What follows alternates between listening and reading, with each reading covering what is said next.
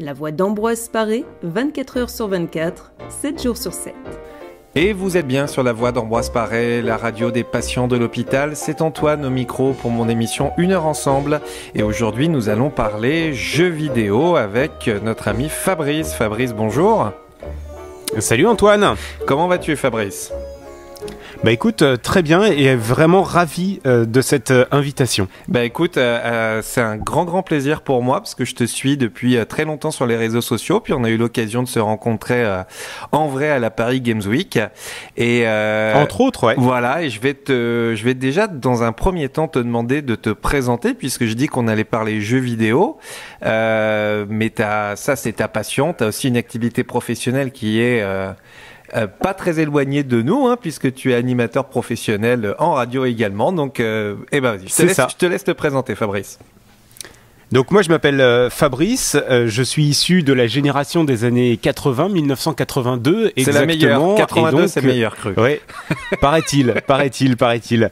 Et en fait moi je suis passionné depuis toujours par les jeux vidéo et depuis que j'ai 30 ans, donc il y a quelques années maintenant, pas beaucoup paraît-il mais bon si ça commence à chiffrer maintenant, en fait j'ai pour Madeleine de Proust véritablement les vieux jeux vidéo. Parce que tu parlais qu'on allait discuter autour des jeux vidéo, mais on va surtout parler des vieux jeux vidéo là maintenant, parce que moi c'est vraiment ce qui a bercé mon enfance et c'est ce qui me rappelle un petit peu ce qui me lie à mon enfance encore aujourd'hui, comme je te disais, une sorte de petite Madeleine de Proust.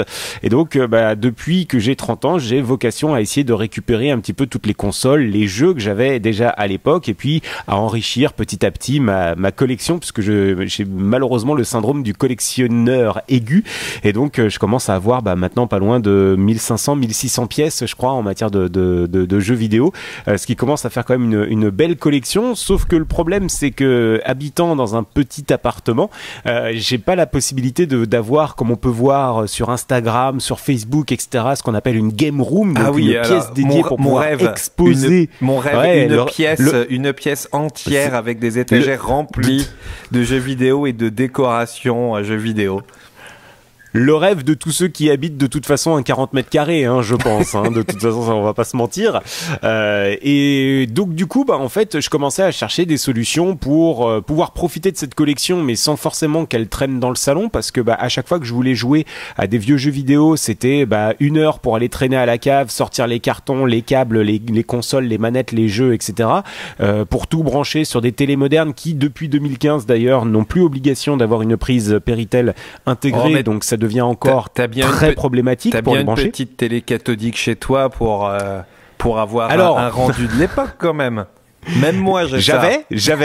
Ouais, j'avais à la cave. Elle est restée une dizaine d'années à la cave, et puis quand je l'ai rebranchée d'un coup d'un seul, elle a pris feu.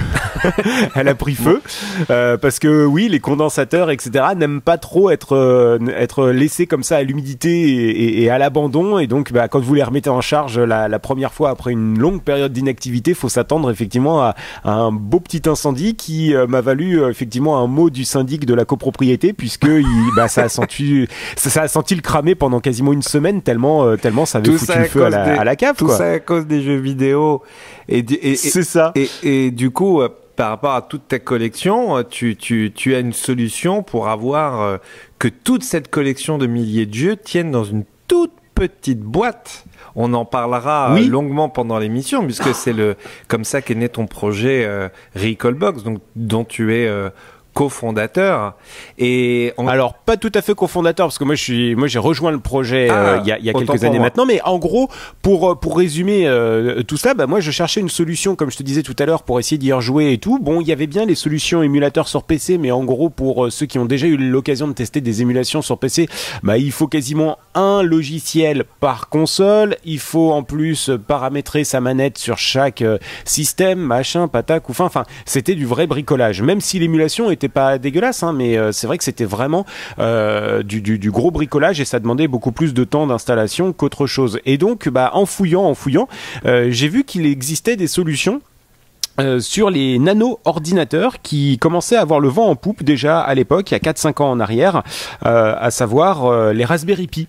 Donc les Raspberry Pi, pour ceux qui ne connaissent pas, en fait, c'est un ordinateur complet avec processeur, graphique, tous les câbles, enfin toutes les prises HDMI, USB, Bluetooth, Wi-Fi, etc. Bref, la totalité sur un ordinateur qui est gros comme une carte de crédit. Exactement, j'en ai chez moi, je peux témoigner qu'effectivement c'est tout petit et assez simple d'utilisation et pas cher et on peut faire des choses formidables. Oui. Bah, on va en parler après notre première pause musicale. Et c'est justement...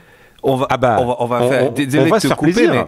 Mais en fait, ce qui va être difficile pendant cette émission, c'est qu'il faut savoir que Fabrice et moi, on est des passionnés de jeux vidéo. Alors, lui, puissance 1000 par rapport à moi, hein. C'est moi qui le suis sur Facebook et pas l'inverse. Mais on est des passionnés. Et en fait, la difficulté de cette émission d'aujourd'hui, c'est de tenir, de ne faire que 1 heure musique comprise. C'est ça qui va être dur. On a tellement de choses à vous raconter. Et donc, t'es animateur radio aussi. Depuis combien de temps t'es animateur radio chez Beurre FM ? 15 ans. Depuis 15 ans. 15 voilà. ans. Alors sur Beurre FM depuis 10 ans, mais après j'avais mon petit parcours avant. J'ai fait de la locale, de la départementale, de la régionale. Je suis passé par différents médias et donc là actuellement, donc je suis sur une antenne nationale. Et tous les jours ? C'est vrai que c'est un métier. Ouais, tous les jours, tous les après-midi, 14h, 17h, pour accompagner les gens pendant qu'ils sont au travail, pendant qu'ils sont en train peut-être de faire de la route ou autre.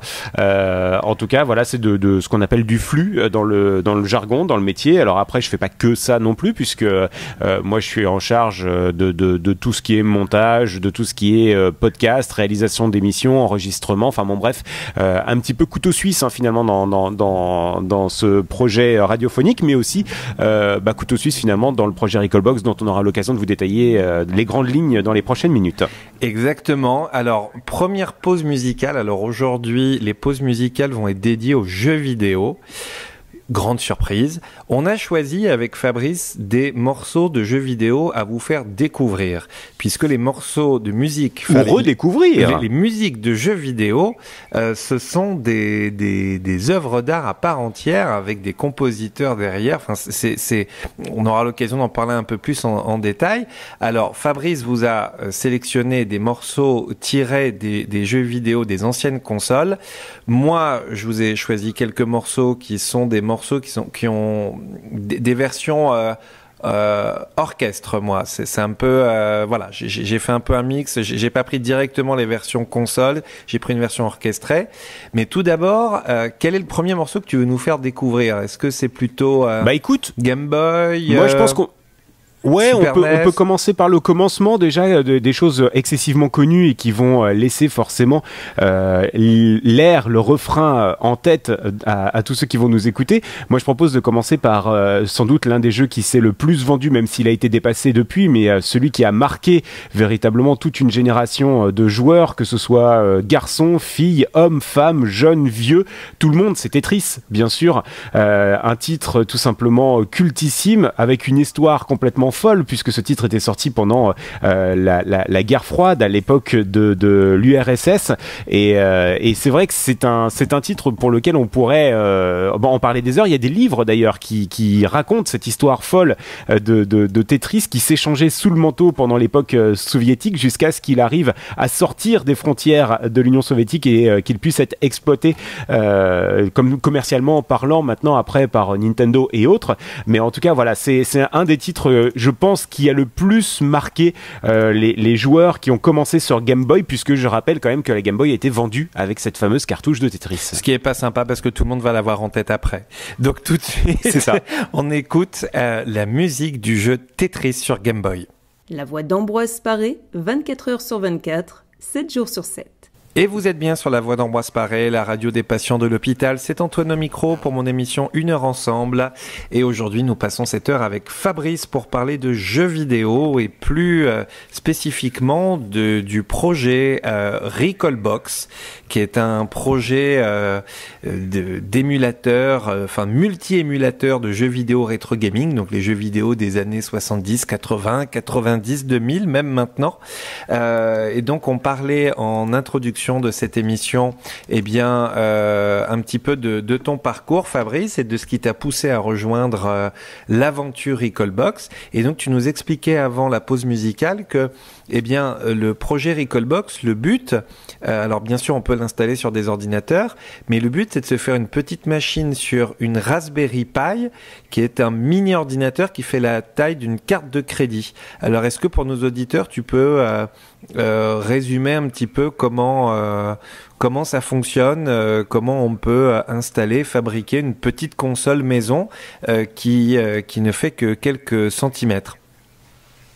En fait, c'est relativement simple. On s'appuie sur un projet d'une fondation, donc la fondation Raspberry, qui a créé depuis quelques années une carte qui s'appelle le Raspberry Pi. Il y en a eu plein, hein. Entre-temps, il y a eu le 0, le 1, le 2, le 3. On est au 4 là maintenant, même si on n'est pas encore compatible dessus. Ça ne serait probablement tardé. On croise les doigts parce que le développement est assez complexe sur cette nouvelle carte, mais peu importe. En tout cas, l'histoire du Raspberry Pi est très intéressante puisque la fondation Raspberry avait comme doux rêve, comme utopie pratiquement, eh bien, la volonté, l'idée, le désir de inonder les marchés émergents, donc Afrique, Asie et autres, d'ordinateurs. À l'époque, la volonté, c'était de faire des ordinateurs à $10. Bon, on s'est vite rendu compte, je pense, que $10, c'était un petit peu un rêve inaccessible si on voulait véritablement faire des choses un peu sérieuses, quoi. Ceci dit, ils ont vraiment travaillé de manière particulièrement ardue pour pouvoir sortir un ordinateur complet à $30. Et là, c'est vrai que c'était quand même une sacrée révolution puisqu'on avait tout à l'intérieur. Je le disais, hein, il y avait du réseau, il y avait de l'USB, il y avait une sortie HDMI, il y avait une sortie jack, il y avait un processeur, chipset graphique, etc. Bref, en tout cas, c'était vraiment... C'est juste un petit circuit imprimé qui fait la taille d'une carte de crédit. Hein. C'est vraiment minuscule. C'est gros comme une carte de crédit, ça consomme que dalle, ça se branche en USB et donc du coup, c'était quand même quelque chose de particulièrement prometteur. Et en fait, ce qui est quand même assez fou dans ce projet-là, c'est qu'à la base, c'était fait pour inonder les marchés émergents, sauf que à côté de ça, les bidouilleurs en tout genre, ce que j'appelle les géo-trouve-tout un petit peu, hein, se sont dit, dis donc, c'est pas mal parce que moi j'avais quelques projets, quelques idées de bidouillage informatique, etc. Je me dis que un petit Raspberry Pi, ce sera quand même plus pratique déjà par rapport à la taille, par rapport à la consommation, et puis aussi parce que si je foire mon projet, que je le crache, que je le crame ou quoi que ce soit, ça ne me coûtera que 30 balles. C'est quand même mieux que de flinguer un ordinateur à 600 €. Je pense que tout le monde en conviendra.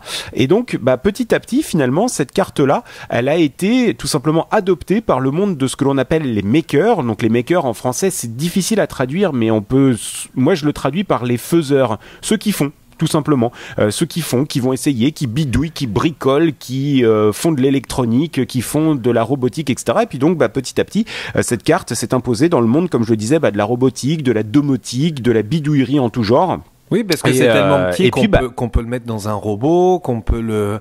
C'est tellement petit qu'on peut le mettre dans un robot, qu'on peut le mettre voilà, et puis en fait on peut en faire un peu tout ce qu'on veut finalement. Et puis le petit circuit imprimé, techniquement pour l'utiliser, on le met dans un petit boîtier. On trouve plein de boîtiers plastiques à l'achat, et grosso modo, le boîtier plastique avec le circuit, avec la Raspberry à l'intérieur, ça fait à peu près quoi la taille d'un paquet de cigarettes, pas plus gros que ça l'ordinateur. C'est ça. Après, il n'y a plus qu'à relier un câble HDMI pour le brancher sur une télé ou un moniteur, à mettre un petit câble d'alimentation avec un transformateur qu'on va acheter à part, et puis on va brancher un clavier souris en USB, par exemple, une manette de jeu en USB.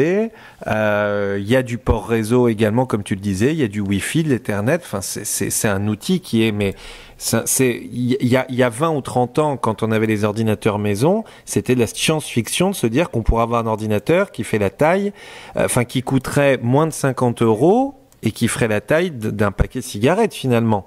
C'est juste et dingue. Finalement, en fait, cette puissance et ces caractéristiques techniques qui sont bien évidemment, vous vous en doutez, excessivement limitées. Hein, on n'est pas sur du i3, i5, i7, très très loin de là. Mais finalement, cette puissance qui est mise à disposition dans cette petite boîte, dans cette petite carte, eh bien, finalement, est largement suffisante pour faire tourner ce dont on a besoin, à savoir des émulateurs. Puisque après, ça a été ça aussi, on va dire, le deuxième effet qui se coule, c'est que quand cette carte s'est un un petit peu imposé un peu partout, c'est vrai qu'il y a des gens qui ont commencé à développer de nouveaux projets, et je pense notamment à Digital Lumberjack, qui est le créateur, l'instigateur du projet Recalbox, et il s'est dit tiens, pourquoi pas lancer un truc entièrement plug and play et clé en main. Alors il existait déjà une solution qui s'appelait Retropie à l'époque, sauf que pour pouvoir jouer et installer, etc., il fallait excessivement user et abuser des lignes de commande. Alors pour ceux qui connaissent pas, vous savez, c'est les fameuses commandes, donc c'est la fenêtre noire avec du texte, et puis après on envoie des langages, des lignes de code en Linux. Il fallait être programmeur. Pour programmer, installer. Alors c'est pas forcément programmeur, on pouvait encore s'en sortir, mais bon, ça demandait quand même un niveau de geekerie disons que c'était plus. C'était pas du clé en main comme ça peut l'être aujourd'hui. Absolument pas. Absolument pas. En tout cas, ce qui existait à l'époque ne l'était absolument pas. Et c'est justement le constat finalement de Digital Lumberjack, qui lui a un énorme background et une énorme sensibilité au niveau de ce qu'on appelle l'UX. L'UX, c'est l'expérience utilisateur. Et c'est vrai que pour le Pékin lambda, sans aucune connotation négative, mais pour l'utilisateur lambda qui va brancher ça pour la première fois, c'est pas du tout user friendly, quoi. C'est pas du tout accessible ou quoi que ce soit. Donc c'est pour ça qu'il s'est dit attends, moi je vais mettre à profit mes compétences, mon savoir-faire de développeur, pour faire en sorte que ce charabia technique, on ne l'utilise plus, et que l'objectif, c'était un objectif qui était très osé à l'époque, c'était de se dire que moi je vais sortir un système d'exploitation qui ne sera utilisable qu'à la manette. Il n'y aura pas besoin de clavier, pas besoin de souris, pas besoin de ligne de code, pas besoin de machin. Tout se fera par des menus, une interface graphique, etc. Un truc joli, un truc simple, un truc finalement comme une PlayStation, comme une Xbox, etc., etc. Et il s'est lancé en l'espace de quelques semaines de développement. Il avait déjà sorti la première mouture de Recalbox. Et donc, on va en parler après, plus en détail après la deuxième pause musicale. Là, donc, tout à l'heure, nous avions écouté Tetris sur Game Boy. Qu'est-ce que tu as envie de nous faire découvrir comme morceau maintenant ? On peut continuer justement sur cette ambiance Game Boy avec un titre que j'aime beaucoup, j'affectionne beaucoup aussi, parce que ils sont des millions de joueurs à en avoir profité des heures et des heures durant. Il s'agit de Super Mario Land 1 sur Game Boy, un jeu un petit peu particulier, parce que pour ceux qui y ont joué et ceux qui connaissent la licence Mario, c'est un titre, je trouve, qui a vraiment une esthétique, une histoire à lui, vraiment une patte artistique. Alors, il est totalement différente sur Game Boy. Il est complètement à part. Ne vous étonnez pas, chers auditeurs, je suis sûr que vous connaissez par cœur la musique de Mario Bros. En revanche, ce n'est pas Mario Bros sur Nintendo avec le thème qu'on entend et qu'on a en tête dès qu'on parle de Mario. Là, c'est Mario Land, qui est une édition Game Boy qui est, comme le disait Fabrice, très différente. Alors, on pourra en parler, on peut parler de Mario pendant une émission de toute façon en entier. Et je conseille les fans de Nintendo à lire les livres de Florent Gorge, l'histoire de Nintendo, qui sont des superbes livres que j'ai chez moi, qui sont superbes. Et donc, en deux mots, Super Mario Land, il est sorti sur Game Boy après Super Mario Bros. Et on n'a pas la même princesse. C'est pas Peach, c'est Daisy. Donc il y a des personnages différents, il y a une façon, un gameplay différent, un game design différent. C'est un jeu à part entière. C'est une petite pépite du rétro gaming. Et donc on va vous faire écouter le générique sur Game Boy tout de suite sur la voix d'Ambroise Paré. La voix d'Ambroise Paré, 24 heures sur 24, 7 jours sur 7. Vous êtes bien sur la voix d'Ambroise Paré, c'est Antoine au micro pour mon émission 1 heure ensemble, et aujourd'hui nous parlons jeux vidéo avec Fabrice. Nous parlons du projet Recalbox, qui est une petite console à faire soi-même, une petite console clé en main de jeux vidéo rétro gaming des années 70, 80, 90, 2000. Et avant la pause, nous parlions un peu de la genèse de ce projet, de comment est venu ce projet, pourquoi ce projet a vu le jour. On parle de la Raspberry Pi, qui est un petit ordinateur qui fait la taille un petit circuit imprimé qui fait la taille d'une carte bleue qu'on va mettre dans un petit boîtier, qu'on va pouvoir brancher en HDMI sur n'importe quelle télé, sur lequel on va brancher une manette en USB pour jouer à toute une collection de jeux vidéo via un outil formidable que pour ma part j'ai découvert, je pense, il y a 2 ans maintenant, qui s'appelle Recalbox, qui est un système qui regroupe tous les émulateurs pour jouer aux consoles. Ça va de l'Atari 2600, la Nintendo, la Super Nintendo, la Mega Drive, la Master System. Maintenant, on peut même jouer aux jeux PlayStation. J'en passe et des meilleurs. Enfin, énormément énormément de jeux, énormément d'heures de plaisir sur cette console. Est-ce que Fabrice, tu peux nous présenter de façon succincte un petit peu le boîtier, enfin pas le boîtier en tant que tel, pas le matériel, mais plutôt le logiciel Recalbox qu'on aura installé sur son petit Raspberry Pi, qu'on aura fabriqué avec des tutoriaux ultra bien faits, entre autres sur ton site internet. Il faut être un tout petit peu quoique un tout petit peu bricoleur et quoique à la limite ça s'emboîte comme des Lego hein, quand vous achetez les boîtiers et la carte. Oui, non. C'est en très gros simple. pour synthétiser. Pour synthétiser un petit peu, alors déjà, je corrige juste une toute petite erreur parce que justement, elle est faite régulièrement et c'est important de faire la subtilité et de faire la distinction. Recalbox n'est pas un logiciel. Alors même si c'est de l'immatériel, c'est que Recalbox est un système d'exploitation. C'est-à-dire qu'en fait, tout comme vous avez Windows, macOS, Android OS, etc., c'est un système d'exploitation, comme Linux par exemple. D'accord. Ce qui veut dire qu'en fait, Recalbox ne s'installe pas sur un ordinateur Windows. Ça ne s'installe pas comme Word. Ça ne s'installe pas comme VLC. C'est pas un logiciel exécutable. C'est véritablement un système d'exploitation qui se met à la place de Windows, à la place de macOS, à la place de Linux. La subtilité est quand même importante puisqu'on nous demande souvent est-ce que je peux le mettre sur Windows? Est-ce qu'il existe un programme? Est-ce qu'il existe une application sur Android, sur iOS, etc. La réponse est non puisque nous sommes un système d'exploitation et qu'il est absolument impossible de se transformer comme ça en applicatif. C'est pas, ça se passe pas tout à fait comme ça parce que nous on a notre propre noyau. On peut faire de l'émulation sur PC, sur Mac, mais ça nécessite de télécharger des émulateurs spécifiques pour telle et telle console. Jusqu'à présent, oui. Voilà. Jusqu'à présent, oui, c'était possible. Il y avait, même encore aujourd'hui, c'est possible, mais ça demande effectivement beaucoup de bidouillerie pour pouvoir avoir quelque chose d'aussi complet. Par contre, du coup, c'était la genèse finalement, comme je le disais tout à l'heure, du projet, c'était d'avoir un système d'exploitation clé en main qui s'installe très simplement en 2 clics de souris sur une carte micro SD qui va servir, je vous le rappelle, de disque dur sur le Raspberry Pi. Vous avez juste à allumer tout ça sur votre télé et le système est déjà directement opérationnel avec tous les émulateurs, tous les dossiers, sous-dossiers qui sont prêts et qui sont prêts à accueillir vos jeux. Donc en gros, nous on a véritablement voulu faire quelque chose de clé en main. Alors faut savoir que nous sommes compatibles sur toute la gamme Raspberry Pi. Faites attention avec le dernier, le 4, hein, puisque des fois ça bouge un petit peu et c'est vrai qu'on est en plein développement encore et en pleine optimisation encore pour la dernière carte de Raspberry. Il faut vous suivre sur votre site internet Recalbox, bien sûr, ou sur votre Facebook, votre Twitter, etc. pour voir l'actualité, puisque exactement, les patients qui nous écoutent quand ils vont rentrer en pleine forme chez eux très bientôt, eh bien ils pourront aller voir et juste j'insiste sur l'aspect clé en main. Moi qui ne suis pas, je ne programme pas. Je suis geek, j'utilise beaucoup les nouvelles technologies, mais je ne sais absolument pas programmer. Et je peux confirmer que, alors déjà, quelque chose, je ne sais pas si je l'ai déjà dit, c'est totalement gratuit. Le système d'exploitation est totalement gratuit. Et mille merci Fabrice à toute l'équipe de bénévoles, de tous les bénévoles qui travaillent dans cette équipe de Recalbox. Vous faites un boulot mais monstrueux et formidable. Mille merci. Et du coup, vraiment, c'est clé en main. En quelques clics, comme disait Fabrice, vous allez l'installer sur une petite micro SD. Vous allez le mettre dans votre Recalbox, dans le petit boîtier que vous aurez fabriqué et qui vous coûtera en tout et pour tout avec tout le matériel, le boîtier, l'alimentation, la carte SD, les manettes USB que vous allez acheter pour moins de 100 €. Vous faites un package extraordinaire. Et donc, c'est vraiment d'une simplicité enfantine et ça se branche directement sur la télé.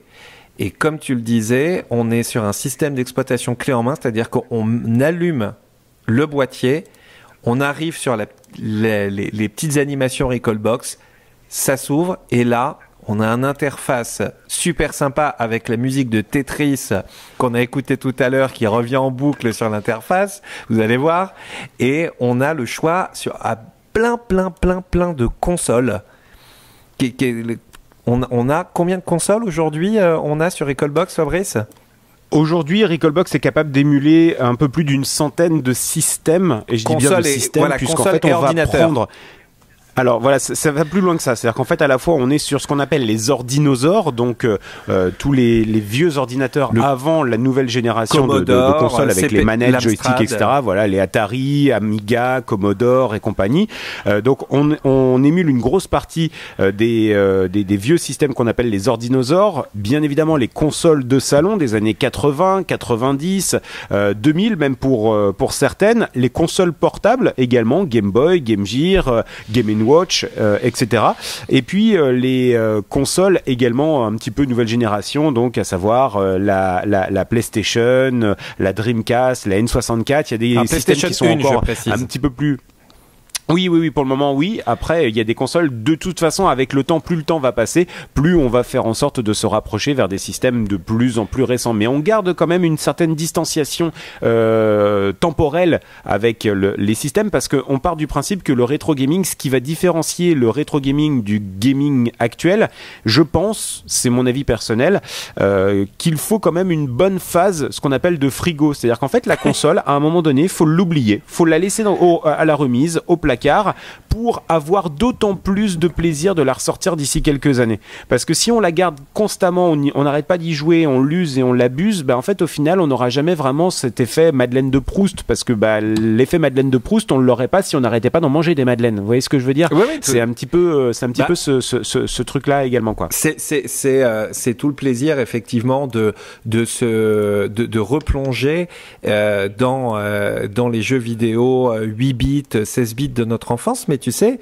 moi je vais te donner une petite anecdote, Fabrice, c'est que à la ludothèque de Boulogne-Billancourt, moi j'organise avec d'autres amis bénévoles, on organise une fois par trimestre un événement de rétro gaming qui est ouvert à tous nos adhérents, au public. Et quand on fait du rétro gaming, ce que je me rends compte, c'est que on a tous les gens de notre génération, Fabrice, c'est-à-dire les gens qui sont nés dans les années 70, 80, qui ont grandi avec ces consoles, où effectivement tu auras cette Madeleine de Proust, parce que toi et moi, quand on était adolescents, eh bien, on jouait à la Mega Drive, on jouait à la Super Nintendo, et c'est des souvenirs. Néanmoins, tu as énormément de jeunes aujourd'hui, c'est fascinant, qui découvrent, qui ont 10 ans, qui vont découvrir des jeux qui sont sortis dans les années 90, et premier abord, tu te dis, bon, ils vont peut-être trouver ça super vieillot par rapport à ce qu'on trouve aujourd'hui. Eh ben, pas du tout, ils s'éclatent. Parce que les jeux, tout est une question de qualité du jeu. La technologie ne fait pas tout. Je veux pas faire mon vieux con, mais c'est pas parce qu'on a des jeux aujourd'hui qui ont des mises en scène et des graphismes extraordinaires qu'ils vont être bons. C'est exactement, on en parlait avec mes amis du Nemco Show que je salue et que j'ai reçu à plusieurs reprises dans cette émission. C'est comme du cinéma classique. C'est pas parce que vous allez voir un Hitchcock qui est en noir et blanc avec des effets spéciaux bien plus vieillots que ce qu'on fait aujourd'hui, que ce n'est pas un chef-d'œuvre et qu'on ne prend pas énormément de plaisir à le regarder. C'est pareil avec les jeux vidéo. Donc voilà, les jeux vidéo, tu parlais de Madeleine de Proust. Moi, j'irai plus loin que ça, c'est-à-dire qu'il y a plein de jeunes aujourd'hui qui découvrent les jeux vidéo des années 80-90, notamment grâce à Recalbox, et je le vois quand je fais mes animations. Et encore une fois, merci pour tout ce que vous faites, parce que moi, quand je vois des gamins aujourd'hui qui vont découvrir les jeux Master System, Mega Drive, Super Nintendo, et qui s'éclatent dessus, qui prennent du plaisir, c'est émouvant. C'est émouvant. C'est tout ce que nous on a connu. Beaucoup parce qu'on fait de plus en plus de conventions, de salons à travers la France, et c'est vrai que nous ce que l'on remarque énormément, c'est qu'en fait finalement on aurait tendance à croire que sur les salons du jeu vidéo, les conventions geeks, etc., ce soit les enfants qui traînent un petit peu les parents pour venir les accompagner et pour leur permettre de venir et tout ça. Et ben en fait sur le stand Recalbox c'est l'inverse. C'est les parents qui traînent les mômes pour leur dire bah tiens regarde, quand j'avais ton âge je jouais à ci, je jouais à ça. Et en fait nous ce qui nous touche et qui nous bouleverse beaucoup, et bien en fait finalement c'est le côté transmission, partage, échange. Exactement. Et en fait, on se rend compte que petit à petit, grâce à notre système d'exploitation et à notre travail, c'est important de le rappeler, hein, mais à notre travail libre, gratuit et bénévole, eh bien en fait, on crée du lien social. On crée véritablement du lien social entre les parents, les enfants, etc. Et c'est vrai que c'est ultra gratifiant et ça nous donne envie de nous surpasser au quotidien pour nous permettre de faire encore mieux pour les prochaines éditions, quoi. Eh ben, je confirme. Et en parlant de Madeleine de Proust, toi, il y a une console que tu affectionnais très particulièrement quand tu étais jeune. Oui. La Mega Drive. Et tu voulais nous faire découvrir ou redécouvrir la musique de Street of Rage, qui est un de tes jeux préférés. Et il y a une petite anecdote sur justement cette musique-là. Puisque parce que alors cette musique-là, moi je vous invite, si vous la connaissez un petit peu, à vous replonger là-dessus. Elle est disponible, vous pouvez l'écouter sur YouTube, etc. Street of Rage, les musiques du 1 et du 2 essentiellement. Le 3, j'ai un petit peu moins accroché, mais en tout cas, bon, les musiques du 1 et du 2, elles sont à tomber par terre parce que c'est vrai qu'à l'époque, ils avaient fait pour la première fois appel à des vrais compositeurs pour pouvoir faire ça. Et en fait, la musique est tellement bien foutue, tellement bien machin, qu'en fait, vous remarquerez d'ailleurs que lorsque vous démarrez le jeu Street of Rage, c'est Street of Rage et vous savez, comme d'habitude, il y avait le copyright à côté ou le petit R entouré là pour dire que bon bah c'est un produit Sega, etc. Sauf que là non, c'est un produit Sega plus le compositeur de la musique et je me dis il y a quand même quelque chose et c'est quand même assez symptomatique. En tout cas, c'est historiquement la première fois qu'un compositeur de musique est cité au générique d'un jeu vidéo au même titre que l'éditeur. Sur la page d'accueil, vraiment sur, vous savez, l'écran d'accueil où il y a écrit Press Start. Et c'est quand même pas rien parce que vraiment, la musique de Street of Rage 1 et Street of Rage 2 est une vraie pépite musicale, déjà en tant que telle, et puis aussi parce que elle est à la fois gravée dans son époque. Souvenez-vous, début des années 90, un petit côté un peu steampunk, un peu électro, un peu dark, un peu machin, à la fois un peu dance, un peu techno. Souvenez-vous un peu house, etc. Un peu survêt, fluet, violet et les coupes mulets aussi, hein. Ouais, il y a un petit peu de tout ça à l'intérieur et je la trouve terriblement ancrée dans son époque et en fait elle est tellement représentative de cette époque des années 90 qu'en fait je la trouve tout simplement indémodable. Eh ben on va l'écouter tout de suite, c'est Street of Rage sur Mega Drive. La voix d'Ambroise Paré, 24 heures sur 24, 7 jours sur 7. Et vous êtes bien sur la voix d'Ambroise Paré, c'est Antoine au micro pour mon émission 1 heure ensemble. On parle rétro gaming, jeux vidéo aujourd'hui avec Fabrice, qui fait partie de l'équipe de Recalbox, qui je l'appelle est un système d'exploitation libre, gratuit, d'émulation pour jeux vidéo rétro gaming que vous pouvez installer sur une petite Raspberry Pi. Vous trouverez toutes les informations, tous les tutoriaux sur leur site internet ou leur Facebook Recalbox. Je vous invite à aller les voir, ils font un boulot formidable et je peux vous dire que c'est testé, approuvé. J'en ai fabriqué pour mon neveu, pour ma nièce, pour des potes. C'est un outil formidable et je me répète, mais encore merci puisque tout ça c'est gratuit et c'est un travail de bénévole, un travail d'acharné. Donc encore une fois, merci Recalbox pour tout ce que vous faites. On vient d'écouter avec Fabrice un de ses morceaux favoris sur Mega Drive, Street of Rage. Et là, j'ai envie pour la dernière partie de l'émission que tu nous dises en quelques mots, que tu nous donnes un petit peu tes coups de cœur rétro gaming, tes coups de cœur quand tu étais jeune. Quelle était ta console préférée? Mega Drive, je crois.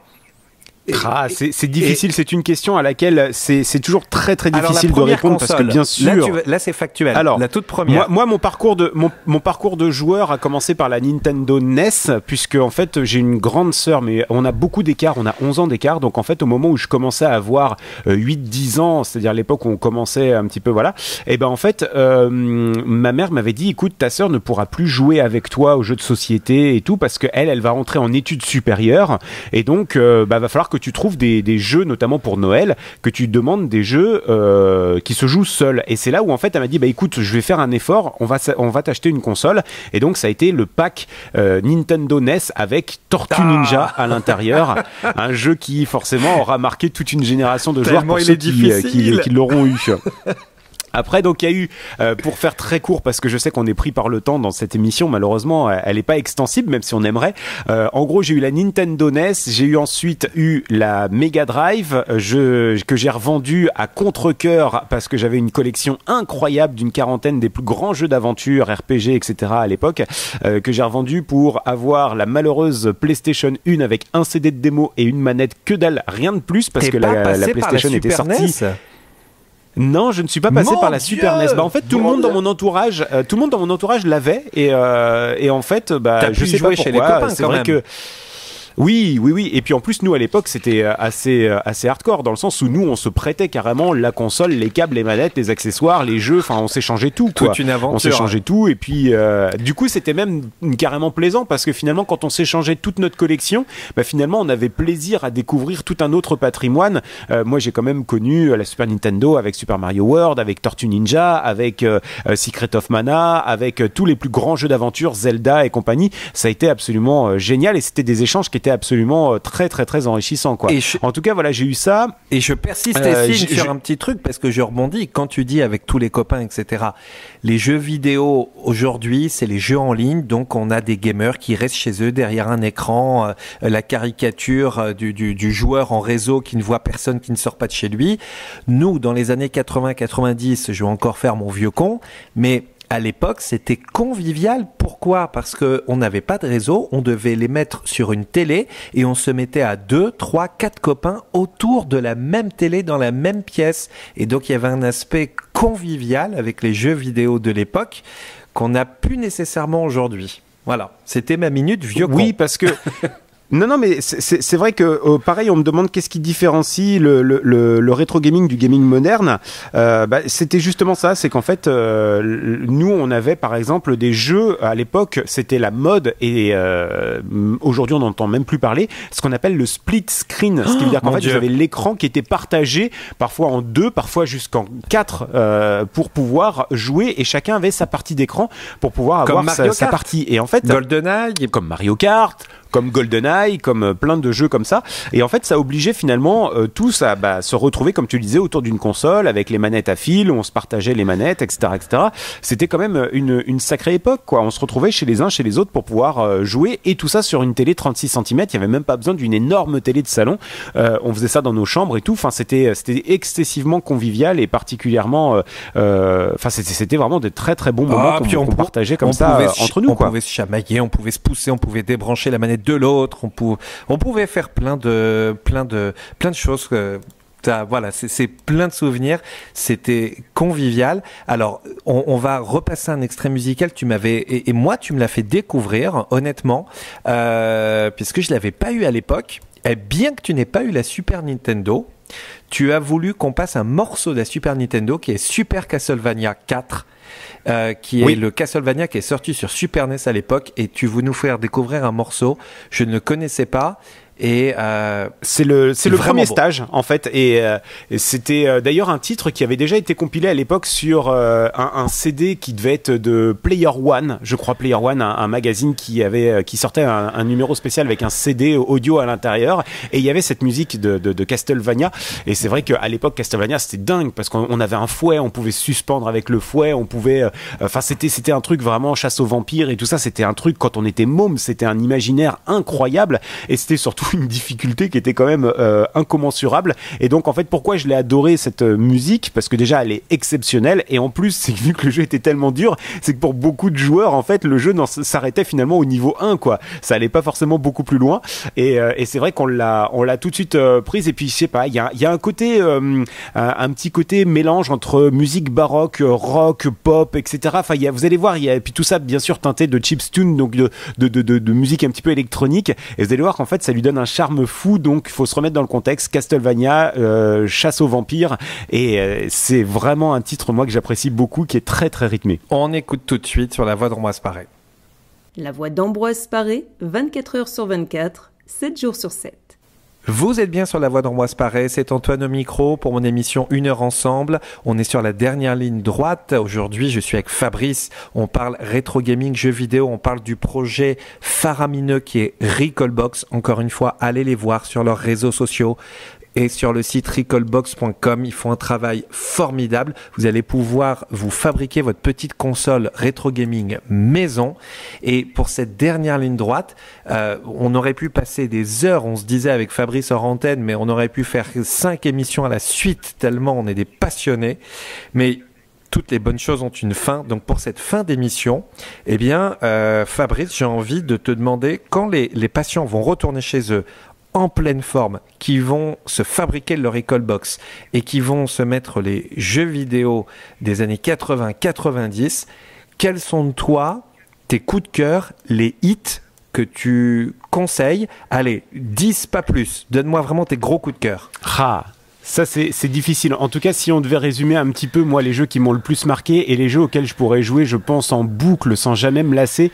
Je pense qu'il y aurait, on en a parlé tout à l'heure du Street of Rage. C'est un beat'em up qui est résolument arcade, qui est disponible sur Mega Drive. Street of Rage 1, 2, 3, le 4, donc sur les consoles nouvelle génération également, développé par des Français. Ça, c'est important de faire un petit clin d'œil là-dessus. Si on a envie de partir sur des jeux d'aventure en solo, il y a des trucs extraordinaires. Notamment, on va rester sur Mega Drive quelques instants, mais on peut parler de Landstalker, on peut parler de la Légende de Thor, on peut parler de Soleil, une sorte de petit Zelda sur Mega Drive. On peut justement faire un clin d'œil à la Super Nintendo avec des jeux incroyables. On parlait de la Légende de Zelda, il y a l'excellent A Link to the Past qui est disponible sur cette console 16 bits de Nintendo. On peut parler également de Secret of Mana, qui est un jeu extraordinaire, un jeu d'aventure résolument action RPG qui peut en plus se jouer jusqu'à 3 en même temps. Ça, c'est vraiment un jeu phénoménal. On peut pas faire un petit tour du côté de la NES avec bien sûr The Legend of Zelda, le premier du nom, qui est un titre pour lequel on a beaucoup de plaisir à se replonger dedans une fois qu'on a l'expérience peut-être et on va dire le recul de certains Zelda pour se replonger dans cette première histoire donc sur l'île de Hyrule. Et puis justement Zelda également, si vous êtes fan, moi mon épisode préféré et qui surclasse tous les autres, c'est bien sûr Link's Awakening, qui est ressorti là récemment sur la Switch, mais j'ai toujours une affection toute particulière pour la version Game Boy et Game Boy Color avec Link's Awakening DX, le sorte de remix en couleur.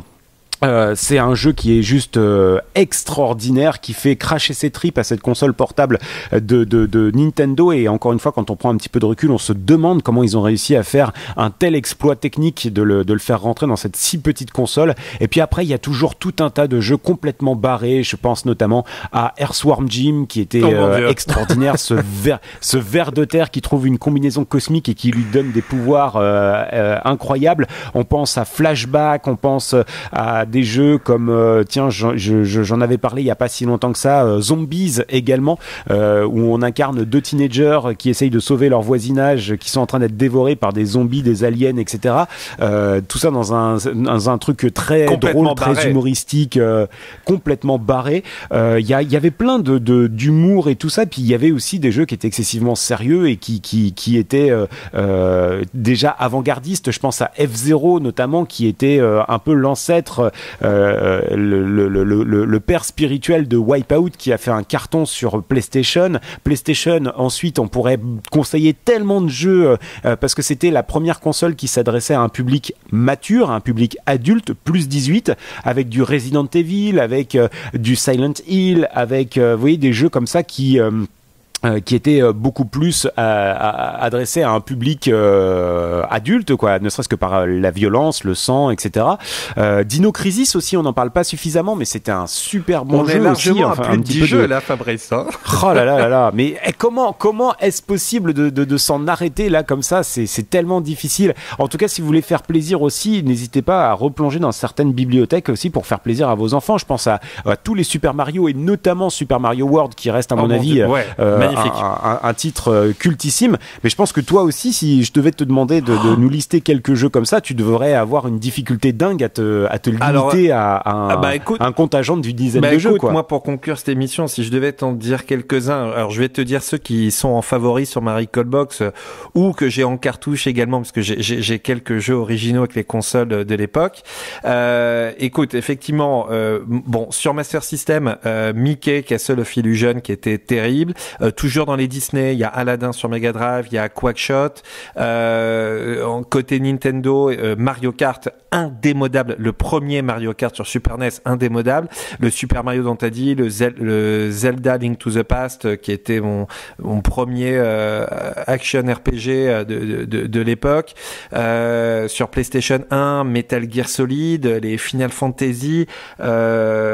J'en ai plein. J'ai découvert des jeux sur Neo Geo, les Metal Slug. J'en ai plein. Effectivement, c'est dur de tout résumer, mais en tout cas, pour conclure, donc je dirais, vous allez sur recalbox.com, vous allez voir nos équipes de Recalbox sur les réseaux sociaux, vous allez régulièrement voir Fabrice qui fait des lives super sympas sur sa page Facebook et qui va vous faire découvrir des jeux, qui va échanger avec vous, qui va vous donner les nouveautés. Donc allez les suivre sur leur site internet, sur les réseaux sociaux.